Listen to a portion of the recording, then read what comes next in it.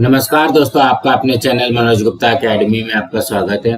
दोस्तों, आज हम कक्षा 8वीं के सामान्य विज्ञान में पाठ 8 प्रदूषण इस पाठ का स्वाध्याय अर्थात प्रश्नोत्तर करने वाले हैं।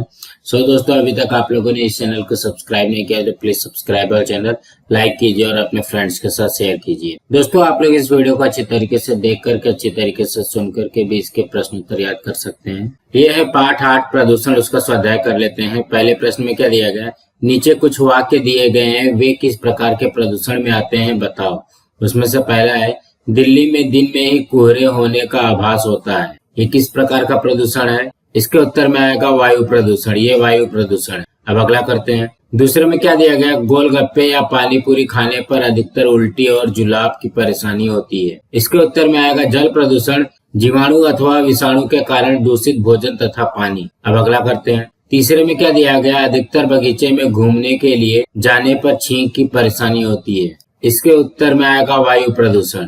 अब अगला करते हैं। चौथे में क्या दिया गया, कुछ भागों की मिट्टी में फसलों की वृद्धि नहीं होती। इसके उत्तर में आएगा मृदा प्रदूषण। अब अगला करते हैं। पांचवें में क्या दिया गया, अधिक यातायात वाले चौक में काम करने वाले अधिकतर लोगों को श्वसन संबंधी रोग, थकान महसूस होना जैसी परेशानियां होती हैं। इसके उत्तर में आएगा वायु प्रदूषण। अब अगला प्रश्न करते हैं। दूसरे प्रश्न में क्या दिया गया, परिच्छेद पढ़कर उसमें कौन कौन से प्रदूषण के विविध प्रकार आए हैं और कौन कौन से वाक्य में आए हैं उनकी सूची बनाओ। क्या दिया गया, परिच्छेद में पैराग्राफ में, नीलेश शहरी भाग में रहने वाला और कक्षा 8वीं में पढ़ने वाला लड़का है। प्रतिदिन वह विद्यालय में बस से जाता है। विद्यालय जाने के लिए उसे 1 घंटा लगता है। विद्यालय जाते समय उसे रास्ते में अनेक 4 पहिए वाले वाहन, 2 पहिए वाले वाहन, रिक्शा, बस, इन वाहनों का आवागमन लगता है। कुछ दिनों बाद उसे दमे की परेशानी होने लगी।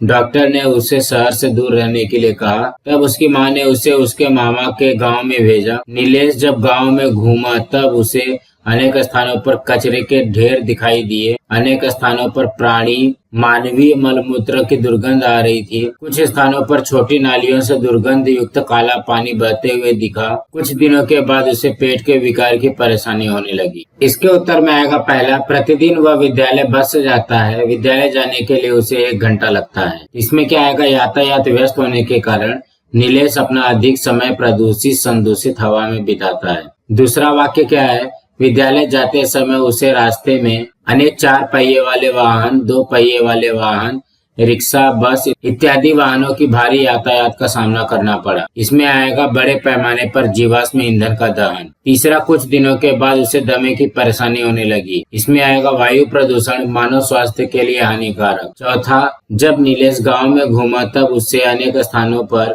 कचरे के ढेर दिखाई दिए। तो इसमें आएगा ठोस कचरा, मृदा प्रदूषण। 5वें वाक्य में क्या दिया गया है, अनेक स्थानों पर प्राणी मानवीय मलमूत्र की दुर्गंध आ रही थी। ये क्या है, जैविक प्रदूषण, वायु प्रदूषण। 6वां, कुछ स्थानों पर छोटी नालियों से दुर्गंध युक्त काला पानी बहते हुए दिखाई दिया। इसमें आएगा अनुचित वाहित मल या संदूषित जल प्रबंधन, जल प्रदूषण। और 7वां क्या दिया गया, कुछ दिनों के बाद उससे पेट के विकार की परेशानी होने लगी। तो इसका आएगा जल प्रदूषण, मानवीय स्वास्थ्य पर प्रभाव। अब अगला प्रश्न करते हैं। तीसरे प्रश्न में क्या दिया गया, अ व ब स्तंभों की उचित जोड़ी लगाकर प्रदूषित घटकों का मानवीय स्वास्थ्य पर कौन सा परिणाम होता है स्पष्ट करो।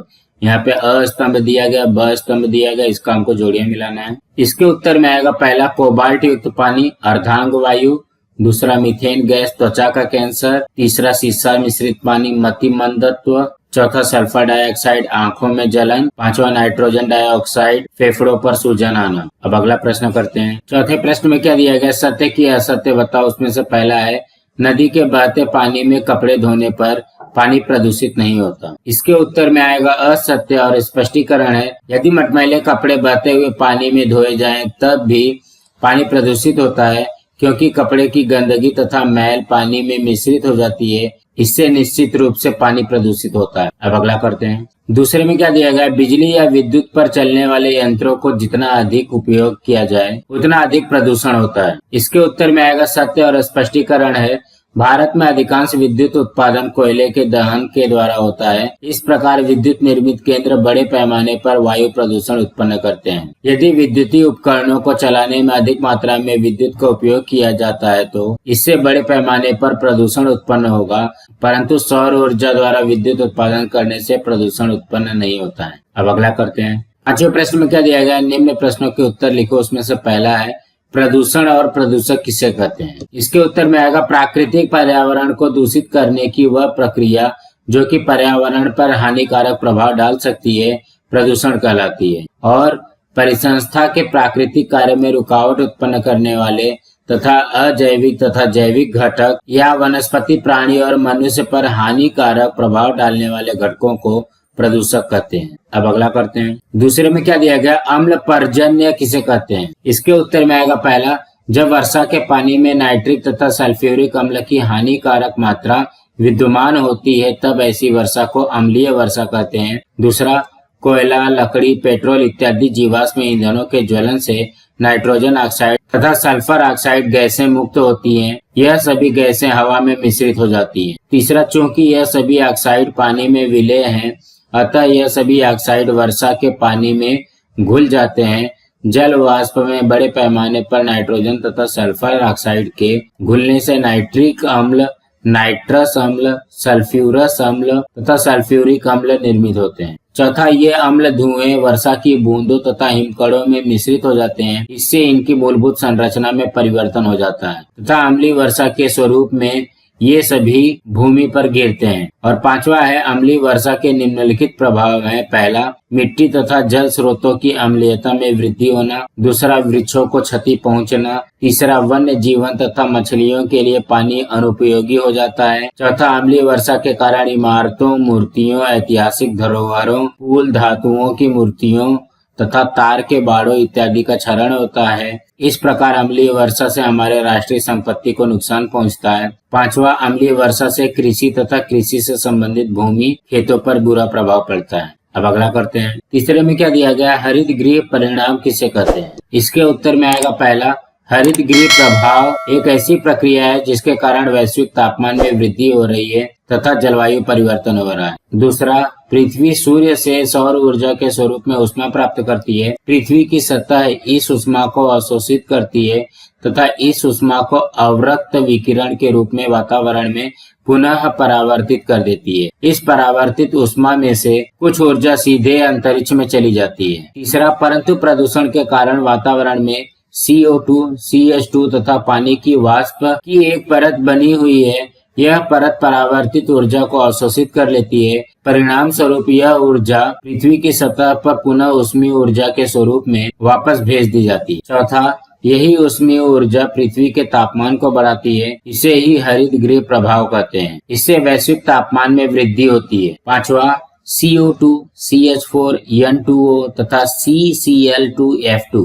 इत्यादि गैसें हरित गृह प्रभाव को बढ़ाने में सहायता प्रदान करती हैं। अतः ऐसी गैसों को हरित गृह गैसें कहते हैं। छठवां, अधिक से अधिक जीवाश्म ईंधनों का दहन करने पर तथा इससे जुड़ी हुई मानवीय गतिविधियों के कारण हरित गृह प्रभाव में अधिक से अधिक बढ़ोतरी होती है। और सातवां है, वैश्विक तापमान में वृद्धि तथा जलवायु परिवर्तन हरित गृह प्रभाव का सबसे हानिकारक प्रभाव है। अब अगला करते हैं। चौथे में क्या दिया गया है, दृश्य प्रदूषक और अदृश्य प्रदूषक कौन से हैं बताओ। इसके उत्तर में आएगा, जो प्रदूषक पदार्थ हमारी आंखों से आसानी से देखे जा सकते हैं उन प्रदूषक पदार्थों को दृश्य प्रदूषक कहते हैं। उदाहरण, ठोस कचरा या अपशिष्ट, प्लास्टिक की वस्तुएं, प्लास्टिक की थैली, पानी में निलंबित कण, धातुओं के टुकड़े या कचरा इत्यादि। और वे प्रदूषक जो पूर्णतः पानी में घुल गए हैं तथा हवा में मिश्रित हो गए हैं, जिन्हें हम अपनी आंखों से देख नहीं सकते, ऐसे प्रदूषकों को अदृश्य प्रदूषक कहते हैं। उदाहरण, फसलों पर कीटनाशकों का छिड़काव, हवा में स्थित खतरनाक गैसें, वायु विलय या एरोसोल्स, विषैले यौगिक जो कि पानी में पूर्णतः विलय हैं इत्यादि। अब अगला प्रश्न करते हैं। छठवें प्रश्न में क्या दिया गया, निम्न प्रश्नों के उत्तर लिखो। उसमें से पहला है, तुम्हारे आसपास के परिसर में दिखाई देने वाले वायु प्रदूषण, जल प्रदूषण तथा मृदा प्रदूषण प्रत्येक के दो दो उदाहरण लिखो। इसके उत्तर में आएगा पहला, वायु प्रदूषण। इसका क्या उदाहरण है। पहला उदाहरण है, नई इमारतें बनाई जा रही हैं, पुरानी इमारतें ढहाई जा रही हैं। इससे अत्यधिक धूल का प्रदूषण उत्पन्न होता है, हवा में कणिकामय पदार्थ भर जाते हैं। दूसरा, सड़क पर वाहनों की संख्या में अत्यधिक वृद्धि हो रही है, इससे पर्यावरण धुंधमय होता जाता है। दूसरा है जल प्रदूषण। इसका उदाहरण, पहला, समुद्र में बड़े पैमाने पर सड़े हुए फूल तथा प्लास्टिक की थैलियां तैरती हुई दिखाई देती है, जब हम समुद्र के किनारे पर टहलने जाते हैं तब यह सामान्य दृश्य दिखाई देता है। दूसरा, बड़ी संख्या में मरी हुई मछलियां दिखाई देती है तथा मरी हुई मछलियां बहकर किनारे पर आ जाती हैं। तीसरा, मृदा प्रदूषण का पहला, प्रत्येक स्थान पर कचरे का ढेर दिखाई देता है। इस कचरे के ढेर में प्लास्टिक की थैलियां, सुई, पुरानी खराब दवाइयां तथा उनकी पर्ची तथा इनके खाली डिब्बे पर्याप्त मात्रा में दिखाई देते हैं। दूसरा, प्रत्येक स्थान पर वर्षा के पानी द्वारा बहाकर लाए गए कीचड़ फैलने के कारण गंदी दुर्गंध उत्पन्न होती है। अब अगला करते हैं। दूसरे में क्या दिया गया, वाहनों द्वारा प्रदूषण किस प्रकार होता है, कम से कम प्रदूषण जिसके कारण होता है, ऐसे कुछ वाहनों के नाम बताओ या लिखो। इसके उत्तर में आएगा पहला, वाहनों के यातायात के कारण 50% से अधिक प्रदूषण होता है। दूसरा, स्वचालित वाहनों द्वारा उत्सर्जित गैस में कणिकामय पदार्थ, अज्वलनशील हाइड्रोकार्बन, CO2, नाइट्रोजन ऑक्साइड तथा कैंसर रोग कारक हाइड्रोकार्बन विद्यमान होते हैं। तीसरा, स्वचालित वाहनों को चलाते समय पेट्रोल, डीजल, प्राकृतिक गैस, गैसोलीन इत्यादि जीवाश्म ईंधनों के दहन से स्वचालित वाहनों से CO2, कार्बन डाइऑक्साइड तथा अन्य गैसों का उत्सर्जन होता है। चौथा, इस प्रकार स्वचालित वाहनों को वायु प्रदूषण का प्रमुख वितरक कहा जाता है। पांचवा, साइकिल ही एक ऐसा वाहन है जिससे किसी भी प्रकार का प्रदूषण नहीं फैलता। आजकल बैटरी से संचालित 4 पहिया वाहनों का भी उत्पादन किया जा रहा है। ये 2 प्रकार के वाहन पर्यावरण स्नेही वाहन है। CNG गैसों द्वारा संचालित कारों को भी कम प्रदूषण उत्पन्न करने वाला वाहन माना जाता है। अब अगला करते हैं। तीसरे में क्या दिया गया है, जल प्रदूषण के प्राकृतिक कारण कौन से हैं वे लिखो। इसके उत्तर में आएगा जल प्रदूषण के प्राकृतिक कारण पहला, पानी में कार्बनिक प्रदूषकों के मिश्रित होने पर आइकोर्निया जैसे अपतृणों की अतिवृद्धि होने लगती है।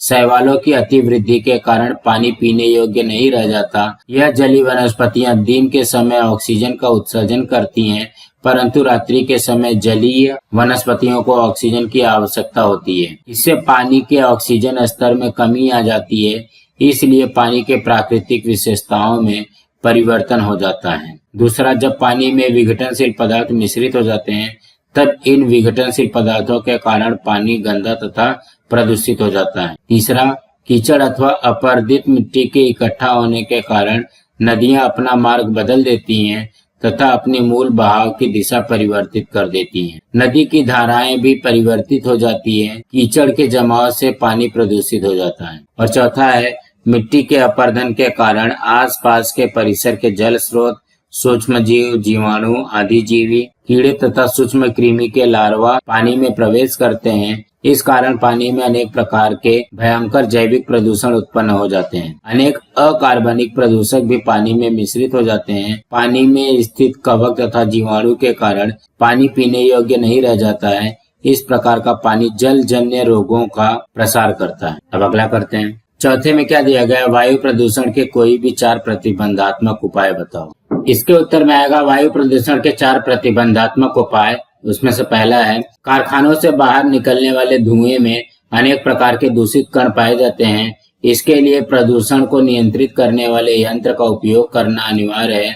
उदाहरण, निरोधक यंत्रावली, छन्नक यंत्र इत्यादि का उपयोग करना। और दूसरा है, शहरों में दुर्गंध फैलाने वाले अपशिष्ट पदार्थों का उचित ढंग से निपटारा करना। तीसरा, परमाणु परीक्षण, रासायनिक हथियार के उपयोग पर नियंत्रण करना तथा प्रतिबंध लगाना। चौथा, CFC के निर्मित पर प्रतिबंध लगाना। अब अगला करते हैं। पांचवें में क्या दिया गया, हरित गृह प्रभाव और वैश्विक तापमान में वृद्धि, इनके संबंध को स्पष्ट करो, परिणाम बताओ। इसके उत्तर में आएगा, हरित गृह प्रभाव के कारण वैश्विक तापमान में वृद्धि होती है। हरित गृह गैसों के आवरण के अवरोध के कारण पृथ्वी की ऊष्मा अंतरिक्ष में परावर्तित नहीं हो पाती है। यह ऊष्मा पृथ्वी पर ही बनी रहती है। कार्बन डाइऑक्साइड का मीथेन गैसों का प्रतिशत लगातार बढ़ रहा है, इसलिए तापमान में वृद्धि हो रही है। अंततः वैश्विक तापमान में वृद्धि का सीधा संबंध हरित गृह प्रभाव से है। हरित गृह प्रभाव और वैश्विक तापमान में वृद्धि के सीधे संबंध का निम्नलिखित प्रभाव है। पहला, बढ़ते हुए तापमान के कारण दोनों ध्रुवों पर स्थित ध्रुवीय हिमखंड तथा हिमनद पिघल रहे हैं। दूसरा, इन हिमनद तथा हिमखंडों के पिघलने के कारण महासागरों के जल स्तर में सतत वृद्धि हो रही है। सागर के जल स्तर में वृद्धि होने के कारण समुद्री तटीय भूमि जलमग्न हो रही है। अनेक क्षेत्र में द्वीपों के डूबने का खतरा उत्पन्न हो गया है। तीसरा, वैश्विक तापमान के कारण सजीवों की अनेक प्रजातियां विलुप्त होने के कगार पर स्थित है। सजीवों की शेष प्रजातियों पर विलुप्त होने का खतरा मंडरा रहा है। चौथा, वन्य प्राणी विचित्र ढंग से स्थलांतरण कर रहे हैं। ध्रुवीय भालू की प्रजाति खतरे में है। पांचवा, सागरीय जल के तापमान में वृद्धि होने के कारण ज्वार भाटा तथा सागरीय धाराओं में अनेक परिवर्तन हो रहे हैं। इस कारण चक्रवाती तूफान, समुद्री तूफान तथा बादल फटने की घटनाओं में तेजी से वृद्धि हो रही है। पिछले दशक में प्राकृतिक आपदाओं की घटना में वृद्धि हुई है। और छठवां है, कृषि जन्य उत्पादन में कमी हुई है। कम वर्षा वाले क्षेत्र अकाल जैसी स्थिति का सामना कर रहे हैं। अब अगला करते हैं। छठवें में क्या दिया गया है? वायु प्रदूषण, मृदा प्रदूषण और जल प्रदूषण, इन पर दो दो घोष वाक्य बनाकर लिखो। इसके उत्तर में आएगा वायु प्रदूषण का घोष वाक्य पहला, स्वच्छ पर्यावरण को बढ़ावा दो, प्रदूषण को बढ़ावा मत दो। दूसरा, स्वच्छ हवा स्वच्छ भारत। जल प्रदूषण का पहला घोष वाक्य, प्रदूषित पानी प्रदूषित आहार करे मानव को बीमार, इसलिए रहो होशियार। दूसरा, मछली तथा कछुआ को बचाओ, पानी में प्लास्टिक की थैली मत फेंको। मृदा प्रदूषण में घोष वाक्य पहला, मिट्टी में कचरा मत फेंको, मिट्टी को प्रदूषण से बचाओ। दूसरा, मिट्टी की उर्वरता बढ़ाओ, कचरा फेंककर मिट्टी अनुपजाऊ मत बनाओ। अब अगला प्रश्न करते हैं। सातवें प्रश्न में क्या दिया गया है? निम्न प्रदूषकों का मानव निर्मित तथा प्राकृतिक निर्मित इन समूहों में वर्गीकरण करो। इसके उत्तर में आएगा मानव निर्मित प्रदूषक में क्या आएगा? संदूषित पानी, रासायनिक उर्वरक, वाहनों का धुआं, कीटनाशक। प्राकृतिक निर्मित प्रदूषक में आएगा धूल, परागकण, शैवाल, पशु पक्षियों की विष्ठा। तो दोस्तों आज हमारा यहाँ पे पाठ 8 का स्वाध्याय कंप्लीट हुआ। दोस्तों आप लोगों को ये वीडियो कैसा लगा आप लोग कमेंट बॉक्स पे जरूर लिख करके बताइए। इस वीडियो को ज्यादा से ज्यादा लाइक कीजिए, अपने फ्रेंड्स के साथ शेयर कीजिए ताकि उनको भी प्रश्न उत्तर मिल सके, और इस चैनल को सब्सक्राइब कीजिए। नमस्कार दोस्तों।